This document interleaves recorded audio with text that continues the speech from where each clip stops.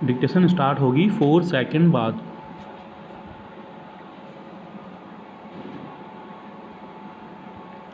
Start. Corona विषाणु से हुई महामारी की विभीषिका के महाखेल में बंगाल के चुनावी खेल का मंचन पूरा हुआ विराम।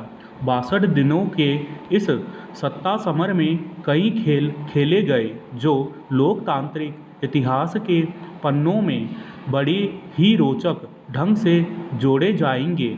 इस अद्भुत खेल में कई टीम अलग अलग किस्म के खेल खेल रही थी, जबकि विरासतीय खेल का सिद्धांत है कि एक खेल के मैदान पर एक बार में एक ही खेल खेला जाए।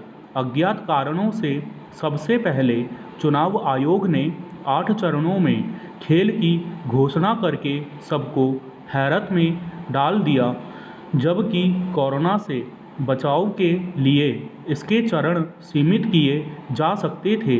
दूसरे खेल में दल बदलुओं का थोक भाव में हृदय परिवर्तन हुआ और समर जीतने के लिए रेडीमेड कुशल योद्धाओं ने पलायन कर कीर्तिमान स्थापित कर दिया। खेल के मध्यांतर में कोरोना नियमों के पन्नों पर हस्ताक्षरकर्ताओं ने ही उसे खंडित करते हुए चुनावी रैलियां और रोड शो करके संक्रमण करके सुसुप्त विषाणुओं को आमंत्रित कर दिया। चुनावी सभाओं में उपस्थित भीड़ ने 2 गज की दूरी और मास्क है जरूरी के मंत्र को तिलांजलि दे दी, क्योंकि उन्हें लगा कि इस खेल में जो गोल दागे जा रहे हैं उससे प्राप्त विजयश्री के सामने कोरोना विषाणु की कोई औकात नहीं है। पैरा। खेल का सबसे चिंताजनक पक्ष रहा कि चुनाव आयोग को क्रोध, आलोचना, आरोप और निष्पक्षता का क्रूर सामना करना पड़ा। ममता दीदी ने अपने दस्तखत से आयोग को 3 चिट्ठी लिखी कि ईवीएम पर उन्हें शक है कि उसमें गड़बड़ी करके मुझे हराने की साजिश हो सकती है। अब जब परिणाम उनके दल के पक्ष में आ गया तो सवाल उठना लाजमी है कि क्या इस परिणाम में उनकी सहमति है कि नहीं। पैरा। खेल के द्वितीय सत्र में रोमांचक स्थिति हो गई जब एक संवैधानिक संस्था ने दूसरी संवैधानिक संस्था को कटघरे में ला खड़ा कर दिया और यहाँ तक कहा कि उस पर भारतीय दंड संहिता की धारा 302 के तहत मुकदमा क्यों न चलाया जाए।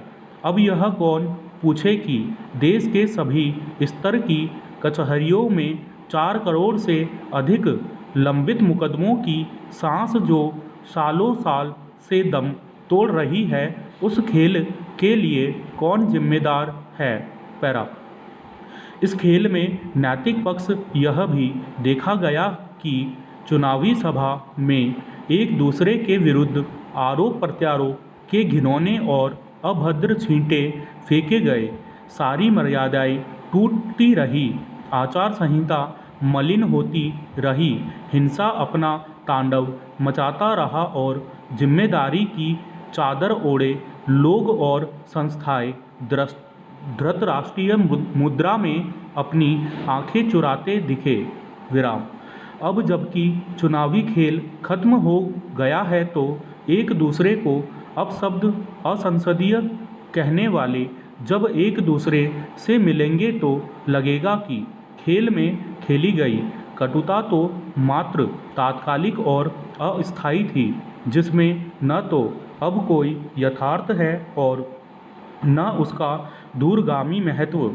सारांश यही है कि खेला होवे के नेपथ्य में जिसे जीतना बन सका उसने जम कर अपने चौसर पर विसात रची और जब खेल का समापन हो गया है, भले कोई दल जीत गया हो, लेकिन हर बार की तरह लोकतंत्र अपनी किस्मत पर 8-8 आंसू तो बहा रहा है, क्योंकि उसने बंगाल की जनता जनार्दन के समग्र विकास क्या आंशिक विकास का सूर्योदय होते अभी तक नहीं देखा है। पैरा अब तक देखा यही गया है कि कोरोना विषाणु संक्रमितों के उपचार में फेफड़ों की शल्य क्रिया की नौबत आने तक व्यक्ति इतनी गंभीर अवस्था में पहुंच जाता है और शल्य क्रिया भी जोखिमपूर्ण हो जाती है, क्योंकि रोगी वेंटिलेटर के सहारे ही हो जाता है। गौरतलब है कि शल्य क्रिया के पूर्व तक अधिकतर रोगी केवल एलोपैथिक दवाओं का ही सेवन करते हैं, जबकि इनके दुष्परिणाम भी होते हैं, लेकिन अन्यपैथी की दवाई या विकल्प फिलहाल विकसित और कारगर नहीं होने से एलोपैथिक दवाई लेने को मजबूर है। गौरतलब है कि आयुर्वेदिक, यूनानी, होम्योपैथी और इलेक्ट्रॉनिक अन्यपैथियों की दवाएं के सेवन से शरीर और सेहत पर कोई दुष्परिणाम नहीं होते। इसलिए कोरोना विषाणु की तीसरी और चौथी लहर की संभावना के मद्देनज़र कारगर उपचार के लिए आवश्यक शोध शीघ्र प्रारंभ कर विश्वसनीय दवाई की खोज करना चाहिए, ताकि रोगी की एलोपैथिक पर भी निर्भरता कम हो सके और शल्य क्रिया की नौबत ही न आ सके। पैरा मौजूदा दौर महामारी के कारण कई परिवार के सदस्य इस दुनिया को छोड़कर चले गए। उनके गुजर जाने के बाद उनके अंतिम क्रिया कर्म को करने वाले भी समाज बंधु ने दूरियां बना ली। समाचार माध्यमों में ऐसी घटनाएं निरंतर सामने आ रही है। इससे मानव की पीड़ा के साथ सबके सेहतमंद होने की दुआएं मांगी जा रही है। ऐसे परिवारों की अंतिम यात्रा में दूसरे समुदाय के लोग आगे आकर अंतिम क्रियाक्रम कर रहे हैं, जो सांप्रदायिक एकता की अनूठी मिसाल बनती जा रही है। चारों तरफ पसरे दुख में इंसानियत ही एकमात्र धर्म के रूप में दिख रहा है। देश के राजनेता और जनप्रतिनिधि इन घटनाओं से सबक ले और समाज को धार्मिक दृष्टि से न देखे और न ही समाज में ऐसे बोल बोले जिससे सांप्रदायिक विभाजन की भावनाएं जोर पकड़े। पैरा देश में संक्रमण के मामलों में बढ़ोतरी हो रही है। लोग डरे और सहमे हुए हैं। हालांकि इलाज के बाद मरीज ठीक भी हो रहे हैं। सभी राज्य सरकारें सावधानी बरतने का सुझाव दे रही है। पूरे साल कोरोना के भय से कोई भी सामाजिक या कृषि संबंधी कार्य ठीक से पूरा नहीं हो सका। गांवों में किसान खेती पर निर्भर है। राज्य में बंदी और कड़े प्रतिबंध जैसे कदमों का आर्थिकी पर भारी असर पड़ा है। समाज के सभी हिस्से भी बुरी तरह प्रभावित हुए हैं। देश की आबादी का एक बड़ा तबका संक्रमण की मार झेल रहा है। इससे उपजे हालात से जीवन जोखिम में डाल दिया है। नौकरी पेशा से लेकर रोज कमाने खाने वालों की स्थिति दयनीय हो चुकी है। अभी हालात यह है कि बचाव के लिए दिशा निर्देशों का उल्लंघन करने वाले लोगों के खिलाफ पुलिस सख्ती से पेश आ रही है।